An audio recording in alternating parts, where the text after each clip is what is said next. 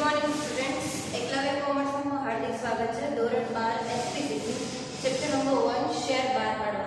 હવે અત્યાર સુધી આપણે બહુ જોયું કે અનિયમિત શેર વેચવું, ગેરકાયદેસર શેર વેચવું, શેર વેચવી એટલે છે, આ બધું આપણે બહુ ઝાઝી વાર રિપીટ કરી નાખ્યું છે। બધા લેક્ચરમાં આપણે આ સ્ટડી કર્યું। આજના દિવસે આપણે એક નવો ટોપિક ભણવાનો છે। ટોપિકનું નામ છે ત્યાગપત્ર, રિનન્સિએશન ઓફ શેર। હવે ત્યાગપત્ર એટલે શું? ત્યાગપત્ર સાંભળતા તમને થાય કે ભાઈ જે શેર હોલ્ડર પોતાના શેર ન ખરીદવા ઈચ્છતું હોય એને પોતાના ત્યાગપત્ર આપવાનો એવું હોતું હશે, પણ ના, એવું નથી। ત્યાગપત્ર એટલે શું એ આપણે બુકના કોડિંગ જોવાનું છે। પહેલા જોઈ લઈએ એનો સિમ્પલ એવો કોન્સેપ્ટ કે જ્યારે કંપનીમાં વધારે પ્રોફિટ થતો હોય અથવા તો કંપનીમાં કંઈ ગેઇન થતું હોય, શું કહેવાય, કંપની કંઈક ઝાઝો નફો અર્ન કરતી હોય છે માર્કેટમાંથી, તો કંપની જે છે એ હકના શેર બહાર પાડતી હોય છે। હકના શેર એટલે કે જે શેર હોલ્ડર કંપનીના જે છે, હકના શેર કંપની જાહેર જનતા માટે બહાર નથી પાડતી। કોના માટે બહાર પાડે છે કે એના જે શેર હોલ્ડરો છે એને જે શેર આપેલા છે, ઓલરેડી એને જે શેર ખરીદેલા છે કંપનીના, એના પ્રમાણમાં જે વધારાના શેર આપવામાં આવે એના હકના શેર કહેવાય છે, બરાબર। હવે જો કદાચ શેર હોલ્ડર હકના શેર ખરીદવાનું ઈચ્છતું હોય અથવા તો એને જે હકના શેર આપવામાં આવે છે એમાંથી થોડો એવો પોર્શન અથવા થોડું પ્રમાણ જે છે બીજા કોઈ વ્યક્તિને આપવું હોય તો એ વ્યક્તિને આપવા માટે જે શેર હોલ્ડર હોય છે એને કંપનીને એક પત્ર આપવાનું હોય છે, એને કહેવાય છે ત્યાગપત્ર, બરાબર। એટલે કે જે કોઈ શેર હોલ્ડર જ્યારે કંપની હકના શેર બહાર પાડતી હોય અને શેર હોલ્ડર એ ખરીદવા ન ઈચ્છતું હોય અથવા તો એ લેવા ન ઈચ્છતું હોય, બીજા કોઈ વ્યક્તિને આપવા ઈચ્છતું હોય, તો એના માટે એને શું આપવું પડે છે શેર હોલ્ડરને? તો કે કંપનીમાં ત્યાગપત્ર આપવું પડે છે। તો આ થયું આમ સિમ્પલ વેમાં એક મિનિંગ કોનો? તો કે ત્યાગપત્રનો। હવે બુકમાં કેવી રીતે કીધેલું છે ત્યાગપત્રનું જોઈએ કે ભાઈ કંપની તેના વર્તમાન શેર ધારકોને વધારાના શેર ખરીદવા આમંત્રણ આપે તેને હકના શેર કહે છે, બરાબર। કંપની કોને આમંત્રણ આપે છે શેર ખરીદવા? તો કે પોતાના જે વર્તમાન શેર ધારકો છે, શેર હોલ્ડરો છે, એને જ્યારે કંપની શેર ખરીદવા માટેનું આમંત્રણ આપે તો એને શું કહેવાય? તો કે હકના શેર કહેવામાં આવે છે। આ એક પ્રકારનું ફોર્મ છે જેનો સંબંધ હકના શેર સાથે સંકળાયેલો છે કે ત્યાગપત્ર જે છે એ શું છે? તો કે એક પ્રકારનું ફોર્મ છે, એનો સંબંધ કોની આવે છે? તો કે ખાલી શેર સાથે નહીં, પણ કોની સાથે? હકના શેર સાથે એનો સંબંધ છે। હજી એકવાર જોઈ લેજો, હકના શેર એટલે શું? કે કંપની તેના વર્તમાન શેરધારકોને વધારાના શેર ખરીદવા, જો અહીંયા ચોખ્ખું કીધેલું છે કંપની પોતાના વર્તમાન શેરધારકોને વધારાના શેર ખરીદવા, નવા શેર ખરીદવા માટે નહીં, બરાબર છે। ઓલરેડી કંપનીના શેરધારકોને શેર તો આપી જ દીધેલા છે, પણ કંપનીમાં કદાચ પ્રોફિટ થાય અથવા તો નફો થાય ત્યારે કંપની શું કરે છે? તો વધારાના શેર બહાર પાડે છે। તો શું થાય કે ભાઈ કંપની જ્યારે વધારાના શેર ખરીદવા માટે પોતાના શેરધારકોને આમંત્રણ આપે તો એવા શેરને શું કહેવાય? તેને હકના શેર કહેવાય છે, બરાબર। વધારાના શેર ખાસ યાદ રાખજો, હકના શેર એટલે કંપની પોતાના વર્તમાન શેર હોલ્ડરને વધારાના શેર, એક્સ્ટ્રા શેર ખરીદવા માટે જ્યારે આમંત્રણ આપે છે તો એવા શેરને શું કહેવાય છે? તો કે હકના શેર કહેવાય છે। હવે ત્યાગપત્ર એટલે શું? તો કે ત્યાગપત્ર જે છે એક પ્રકારનું ફોર્મ જ છે જેનો સંબંધ કોની આવે છે? તો કે હકના શેર સાથે જ ફક્ત આનો સંબંધ છે, બાકી એક પણ શેર સાથે સંબંધ નથી। આપણે અગાઉ જોયું કે જો કદાચ શેર હોલ્ડરને પોતાના શેરની વહેંચણી રદ કરાવી હોય તો એને ફક્ત અરજી આપવાની હોય છે, પણ અહીંયા શું છે કે પોતાને જ્યારે શેર હોલ્ડરને હકના શેર ન ખરીદવા હોય તો ત્યારે એને શું આપવું પડે છે? તો કે ત્યાગપત્ર આપવું પડે છે। એટલા માટે જ આ કીધેલું છે ત્યાગપત્ર જે છે એ એક પ્રકારનું ફોર્મ છે જેનો સંબંધ કોની આવે છે? તો કે ફક્ત હકના શેર સાથે જ તેનો સંબંધ છે। ખ્યાલ પડ્યો? હકના શેર એટલે શું અથવા તો ત્યાગપત્રનો સંબંધ સીધો કોની સાથે છે? તો કે હકના શેર સાથે। હવે આગળ જોઈએ કે કંપની અરજદારોને તેમના ધારણ કરેલ શેરના પ્રમાણમાં અમુક નિશ્ચિત શેર ખરીદવા આમંત્રણ આપે છે જેને હકના શેર કહે છે। કે ભાઈ કંપની જે છે એના અરજદારો છે અથવા તો શેર ધારકો છે એને શું કરે છે? તો કે એને જેટલા શેર ધારણ કરેલા છે, મીન્સ કે એને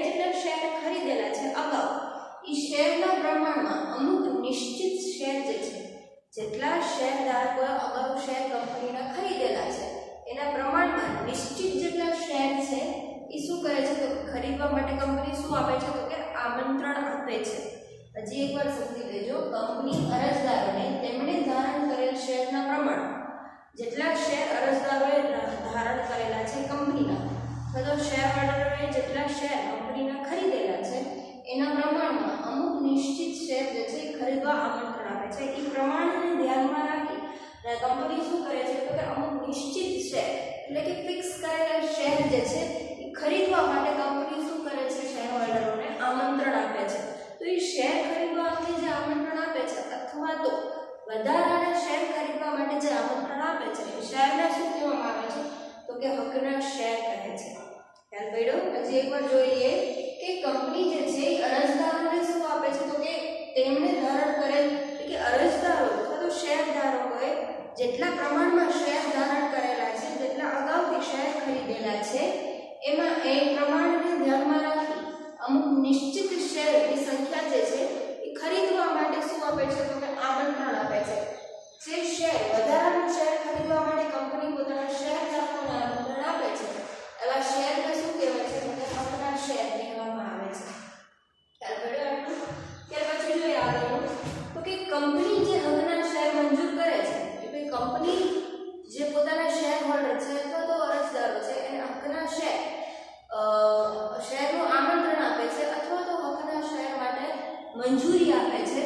તે બધા જ શેર અથવા તે પૈકી થોડા શેર હોલ્ડર બીજા વ્યક્તિને આપવા માંગતો હોય તો જે પત્રકનો ઉપયોગ કરે છે તેને ત્યાગ પત્ર કહે છે.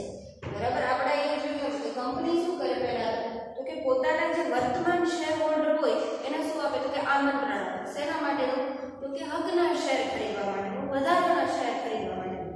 ઓલરેડી કંપનીના શેર જે છે શેરધારકો પાસે ઓલરેડી અગાઉ તો એને ખરીદેલા છે, પણ અહીંયા શું થાય છે કંપની વધારાના શેર બહાર પાડે છે અને પોતાના ફક્ત વર્તમાન શેર હોલ્ડરોને જ આમંત્રણ આપે છે. કોના માટે તો કે હકના શેર ખરીદવા માટે. હવે જો કોઈ વ્યક્તિ અથવા તો કંપનીના શેર હોલ્ડર છે હકના શેર ખરીદવા ઈચ્છતું ન હોય અથવા તો એ પૈકી થોડું પોર્શન જે છે પ્રમાણ જે છે એ કોઈ બીજા વ્યક્તિને આપવા માંગતું હોય, બરાબર, તો એના માટે શું એને આપવાનું હોય છે તો કે ત્યાગ પત્ર આપવાનું હોય છે. એટલે ટૂંકમાં એ હકના શેર જો શેર હોલ્ડર જે છે એ ખરીદવા માંગતો ન હોય અથવા તો એ જે શેર એના હકમાં આવેલા છે હકના શેર છે એમાંથી થોડું પ્રમાણ જે છે બીજા કોઈ વ્યક્તિને આપવા માંગતો હોય અને એ જે પત્રનો ઉપયોગ કરે છે એ પત્રને શું કહેવાય તો ત્યાગ પત્ર કહેવામાં આવે છે. માની લો કે તમે કંપનીના શેર હોલ્ડર છો. હવે હું કંપની છું, બરાબર, મારી એક કંપની છે, તમે મારા શેર હોલ્ડર છો. અગાઉ મેં શેર બહાર પાડી લીધા, તમે મારા શેર ખરીદી લીધા. હવે મારા હકના શેર મેં બહાર પાડ્યા એટલે હું તમને પાછું ઇન્વિટેશન આપું, આમંત્રણ આપું કે ભાઈ આવી રીતે હું મારા હકના શેર બહાર પાડું છું આટલા કોસ્ટમાં, આટલી સંખ્યાથી, આટલા રકમ. તો શું થાય? તમે એવું કહ્યું કે ભાઈ મારી પાસે ઓલરેડી શેર પડ્યા છે, મારે ખરીદવા નથી, અથવા તો મારા કોઈ બીજા વ્યક્તિ છે, મારી બેનપણી છે તમારી, એને તમારે આપવા છે હકના શેર, બરાબર, તો તમે એના માટે ફ્રી હો. એવું ન હોય કે તમે તમારી બેનપણીના હકના શેર ન આપો, પણ જ્યારે હું તમને શેર ખરીદવા માટે આમંત્રણ આપું અથવા તો હકના શેરની મંજૂરી આપું એક કંપની આપે તો શું કરવાનું હોય કે તમે એક પત્રકનો ઉપયોગ કરો. એ પત્રકનો ઉપયોગ કરો એને શું કહેવાય તો કે ત્યાગ પત્ર કહેવાય. કે એનો અર્થ એવો થાય છે કે જે કંપની શેર હોલ્ડરોને હકના શેર ખરીદવા માટે જે આમંત્રણ આપે છે અને વળતા જે શેર હોલ્ડર કંપનીને ત્યાગપત્ર આપે એનો અર્થ એવો થાય કે જે શેર હોલ્ડર છે એ કંપનીના હકના શેર ખરીદવા ઈચ્છતું નથી, બીજા કોઈ વ્યક્તિને આપવા ઈચ્છે છે, બરાબર. તો એ જે પત્રનો ઉપયોગ કરે છે એને શું કહેવાય તો કે ત્યાગપત્ર કહે છે. હજી એકવાર સમજી લેજો, કંપની જે હકના શેર મંજૂર કરે છે તે બધા જ શેર અથવા તે પૈકી થોડા શેર, બરાબર, જેવા એને બધા શેર બીજા વ્યક્તિને આપવા હોય તો પણ મળે અને તે પૈકી થોડા શેર અથવા થોડા પ્રમાણમાં શેર બીજા કોઈ વ્યક્તિને આપવા હોય તો પણ બીજી વ્યક્તિને આપવા માંગતો હોય તો જે પત્રનો ઉપયોગ કરે છે તેને ત્યાગપત્ર કહે છે. ખ્યાલ પડ્યો? ત્યાર પછીનો પોઈન્ટ જોઈએ કે તેમ કરવાની સગવડ કંપની આપે છે, બરાબર. હવે જો શેર હોલ્ડરને હકના શેર ન ખરીદવા હોય અને કોઈ બીજા વ્યક્તિને આપવા માંગતું હોય અને કંપનીને ત્યાગપત્ર આપે તો એવું સગવડ જે છે એ કંપની રાખે છે. શું કામ? કેમ કે આ હકના શેર છે. જો શેર હોલ્ડર ઈચ્છે તો એ ખરીદે, ન ઈચ્છે તો એ બીજા વ્યક્તિને આપી શકે. બરાબર? તો આવું કરવાની પરમિશન જે છે, સગવડ જે છે એ કંપની રાખતી હોય છે, આપે છે. કોને? તો કે શેર હોલ્ડર. આ માટે કંપની પોતાના આર્ટિકલ્સમાં જોગવાઈ રાખે છે.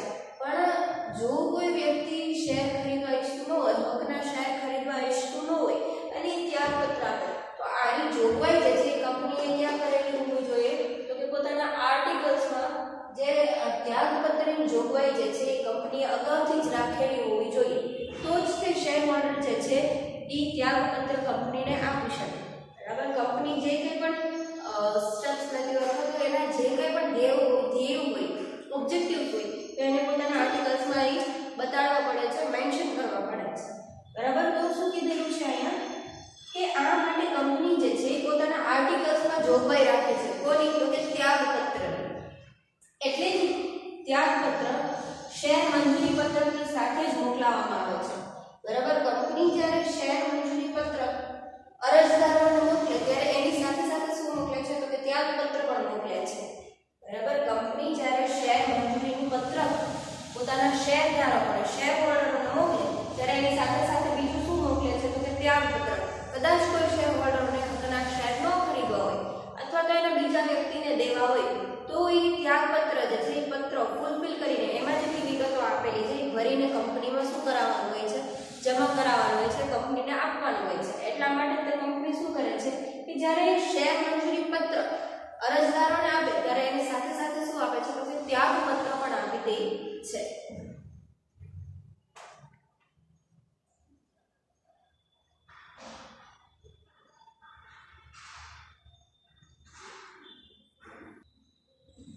હવે આપણને એ તો ખબર પડી ગઈ કે હકના શેર એટલે શું, ત્યાગપત્ર કોને કહેવાય.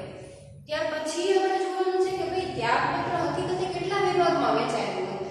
હવે જે શેર હોલ્ડર જે છે એ ત્યાગપત્ર તો આપે છે, પણ એમાં કઈ કઈ વિગતો એને ભરવાની હોય? જે વ્યક્તિના તરફેણ માટે જે વ્યક્તિને બીજા વ્યક્તિને પોતાના શેર આપવા માંગે છે, બરાબર, તો એ વ્યક્તિની શું કાર્ય હોય છે ત્યાગપત્રમાં? ત્યાગપત્રમાં એમ કઈ નામ કે કઈ લખવું તો પડે ને. તો એમને થોડી કઈ પોતાના શેર બીજાને આપે અથવા તો કંપની એવું કરવા દે કે ભાઈ કંપનીએ શેર બહાર પાડી દીધા, તમે એમ કહો કે હવે મારે શેર નથી, આને શેર જો એને આપી દે. તો એવું ન હોય. બરાબર છે? બધું કામ કેવી રીતે કરવાનું? તો કે લીગલી કરવાનું, પેપર વર્ક હોય. બરાબર છે? પેપરમાં તમારી સિગ્નેચર સાથે બધા કામ કરવાના હોય છે. એટલા માટે જે કીધેલું છે કે ત્યાગપત્ર જે છે એ બે ભાગમાં વહેંચાયેલું હોય છે. યાદ રાખજો, ત્યાગપત્ર જે છે એ કેટલા ભાગમાં વહેંચાયેલું હોય છે? તો કે બે ભાગમાં. કયા કયા બે ભાગ? તો કે પહેલા ભાગમાં શું હોય? તો કે પ્રથમ ભાગમાં ત્યાગપત્ર છે જેમાં મૂળ શેર હોલ્ડરો સહી કરીને પોતે અમુક શેર કે બધા શેરનો અમુક વ્યક્તિની તરફેણમાં ત્યાગ કરવા માંગે છે તેમ જણાવે છે. કે ભાઈ જેમ આપણે કીધું કે ભાઈ ત્યાગપત્રના કેટલા ભાગ પડે? તો કે બે ભાગ પડે છે. એમાં પહેલા ભાગમાં શું હોય? તો કે પ્રથમ ભાગમાં શું આવે છે? તો કે ત્યાગપત્ર જ આવી જાય છે પહેલા ભાગમાં. બરાબર? ત્યાગપત્ર એટલે મેં તમને કીધું, ત્યાગપત્ર શું દર્શાવે છે કે શેર હોલ્ડર જે છે કંપની દ્વારા જે હકના શેર બહાર પાડવામાં આવે છે એનો ત્યાગ કરવા માંગતા હોય અને ત્યાગ કરે છે એવું દર્શાવતું પત્રક એટલે શું કહેવાય? તો કે ત્યાગપત્ર કહેવાય. બરાબર? તો પહેલા ભાગમાં શું આવ્યું? તો કે ત્યાગપત્ર જ આવી ગયું. એમાં શું કરવાનું હોય?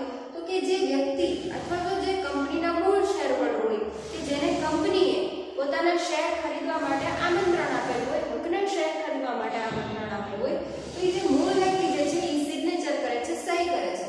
શું કામ?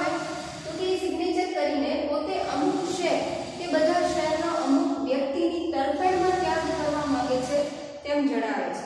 કે એ સિગ્નેચર કરે કોણ? તો કે જે મૂળ શેર હોલ્ડર છે કંપનીના. તો એનો અર્થ શું થાય છે કે એ જે વ્યક્તિની તરફેણમાં પોતાના શેર અથવા તો શેરનો અમુક ભાગ ત્યાગ કરવા ઈચ્છે છે અથવા તો માંગે છે એમ જણાવે છે. જેમ મેં તમને એક્ઝામ્પલ આપેલું એમ કે ભાઈ માની લો કે મારી એક કંપની છે, તમે મારા શેર હોલ્ડર છો, તો હું તમને શેર ખરીદવા માટે આમંત્રણ આપું, હકના શેર ખરીદવા માટે આમંત્રણ આપું, તો તમે શું કહ્યું કે ભાઈ મારે શેર ખરીદવા નથી. બરાબર? એટલે શેર મંજૂરીની સાથે સાથે હું તમને શું મોકલાવું? તો કે ત્યાગપત્ર પણ મોકલાવું. શેર મંજૂરી પત્રકની સાથે હું તમને ત્યાગપત્ર મોકલાવું. એટલે એમાં શું થાય? તો કે ત્યાગપત્ર બે ભાગમાં.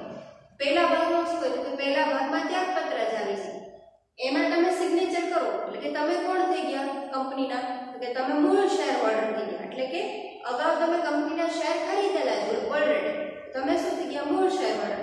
હવે તમને જે હકના શેર ખરીદવા માટે આમંત્રણ આપેલું છે અને તમે એ શેર ખરીદવા ઈચ્છતા નથી, તો તમે શું કરશો, ત્યાગપત્રનો જે પહેલો ભાગ છે અથવા તો ત્યાગપત્ર છે એમાં સિગ્નેચર કરીને શું દર્શાવશો કે ભાઈ તમને જે આમંત્રણ આપવામાં આવેલું છે હકના શેર ખરીદવા માટેનું એ કોઈ બીજા વ્યક્તિની તરફેણમાં અથવા તો કોઈ બીજા વ્યક્તિ માટે તમે ખરીદવા માંગો છો અથવા તો એનો ત્યાગ કરવા માંગો છો.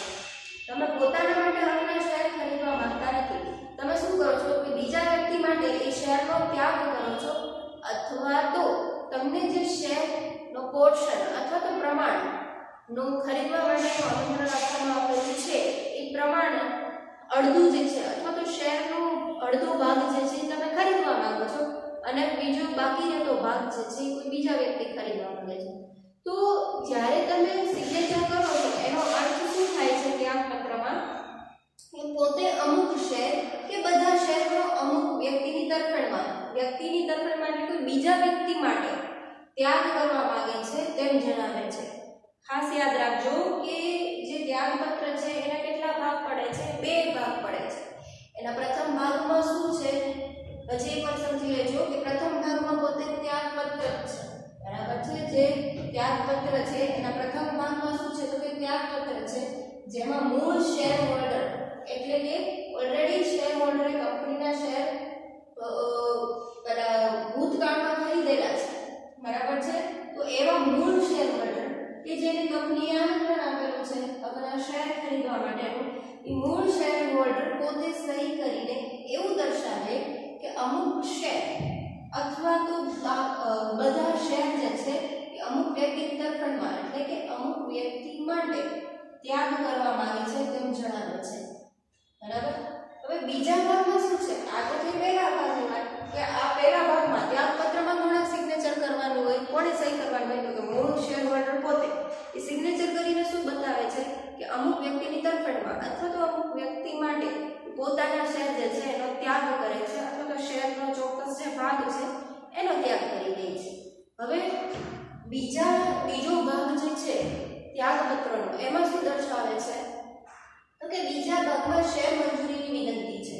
હવે જે વ્યક્તિ માટે અથવા તો જે વ્યક્તિની તરફેણમાં તમે શેરનો ત્યાગ કરેલો છે એ વ્યક્તિને શું કરવાનું કે જે વ્યક્તિ માટે તમે શેરનો ત્યાગ કરેલો છે એ વ્યક્તિએ શું કરવાનું તો કે પોતાના શેર મંજૂર કરવા માટે શું કરવાની તો કે વિનંતી કરવાની કંપનીને, બરાબર. માની લો કે તમે શેર ખરીદો છો અને તમારી બેનપણી છે મનીષા, તમે એમ કહો કે મારા શેર મનીષાને શેર મારે મનીષા માટે મારા શેરનો ત્યાગ કરી દેવો છે, તો મનીષાને વિનંતી કરવી પડે ને કંપનીને કે મને જેટલા શેર આપણે આપેલા છે અથવા તો શેર હોલ્ડર દ્વારા જે મને શેર મળેલા છે એ શેરનો કંપનીએ મંજૂર કરવાની છે.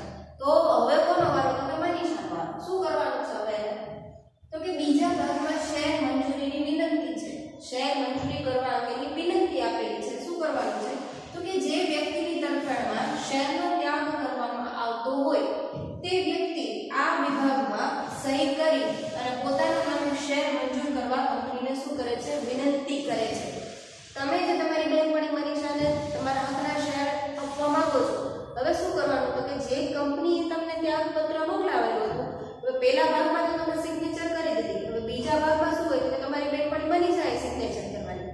એ સિગ્નેચર કરેલો એનો અર્થ શું થઈ ગયો કે એને જેટલા શેર મળેલા છે અથવા તો શેરનો જેટલો ભાગ મળેલો છે એ શેર કંપનીને વિનંતી કરવાની એટલા શેર મંજૂર કરવા માટે, બરાબર. એટલા માટે જ અહીં કીધેલું છે કે બીજા ભાગમાં શેર મંજૂરીની વિનંતી છે.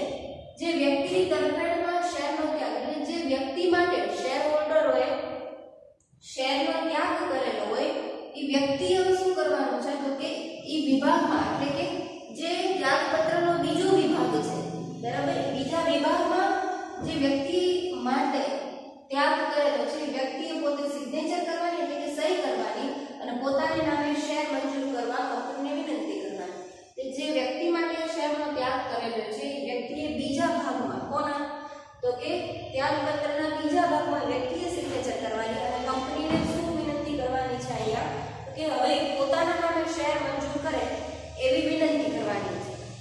જસ્ટ કે તમે તમારી બેનપણી મનીષાને શેર આપવા માંગો છો, તમારા શેર તમે ત્યાં જ કરી દીધું, બરાબર છે. તમારા જે હકના શેર હતા જે કંપની દ્વારા તમને ઓફર કરવાનું એટલે કે આમંત્રણ આપવામાં આવેલું હતું ખરીદવા માટે, એનો તમે ત્યાગ કરી દીધો. હવે મનીષાએ શું કરવાનું કે કંપનીને વિનંતી કરવાની કે હવે કંપની જે શેર હકના શેર આપે છે એ કોના નામે આપે તો કે મનીષાના નામે આપે એવી વિનંતી કરવાની.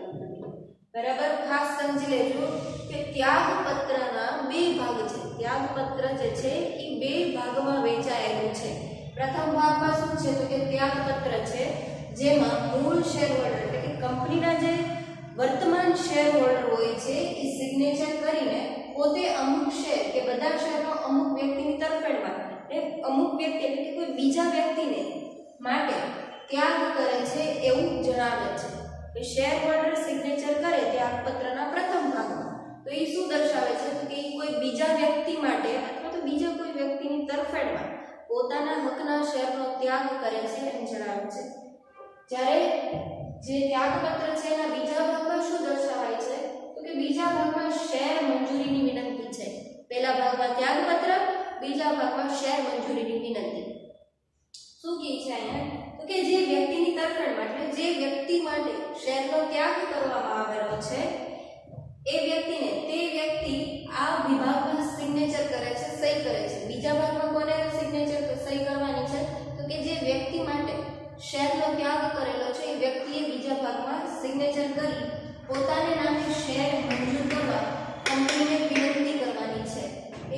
એ સિગ્નેચર કરીને શું દર્શાવવાનું છે એને હવે કંપની જે હકના શેર બહાર પાડશે અથવા તો હકના શેર જે મંજૂર કરશે એ ત્યાગ કરેલ વ્યક્તિના નામે શેર જે છે એ મંજૂર થયેલો હોવા જોઈએ એવું બીજા ભાગમાં દર્શાવે છે. કોના તો કે ત્યાગપત્રમાં. આ વસ્તુ તમારે ખાસ આ બે પોઈન્ટ તો આમાં યાદ રાખવાના છે. પહેલું તો હકના શેર એટલે શું, બીજું તો ત્યાગપત્ર એટલે શું, અને ત્રીજું શું છે તો કે ત્યાગપત્ર કેટલા વિભાગમાં વહેંચાયેલું હોય છે, એના પ્રકાર કેટલા છે. બરાબર, ખાસ યાદ રાખજો એના બે પ્રકાર છે. એક તો ત્યાગપત્ર પોતે પ્રથમ ભાગમાં ત્યાગપત્ર આવે અને બીજા ભાગમાં શેર મંજૂરીની વિનંતી આવે. કંપનીને વિનંતી તો કરવી પડે ને, કોઈ બીજા વ્યક્તિને તમે શેર આપતા હો અથવા તો શેરનો ત્યાગ કરતા હો કોઈ બીજા વ્યક્તિ માટે તો કંપનીને તમારે વિનંતી કરવી પડે. હવે તમારા નામે નહીં, શેર હોલ્ડરના નામે નહીં, જે વ્યક્તિ માટે શેરનો ત્યાગ કરેલો છે શેર હોલ્ડર એ વ્યક્તિ માટે કંપની જે છે એ શેર એટલે કે હકના શેર એને મંજૂર કરે.